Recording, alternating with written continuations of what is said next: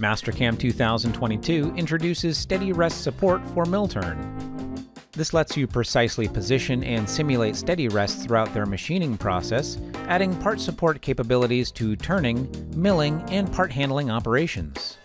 This includes new component types that you create for turret-mounted or standalone steady rests. Sub-component types for arms and pistons let you quickly create components with a modular approach.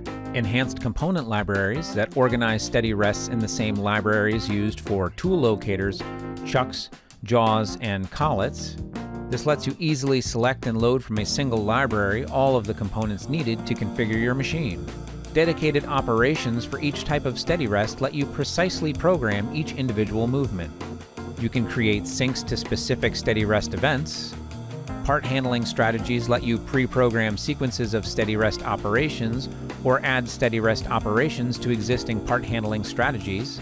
All steady rest operations and movements, including the movements of pistons and arms, are fully supported in simulation. You can also define and customize the boundary used for collision checking and turn it on or off individually for each steady rest operation.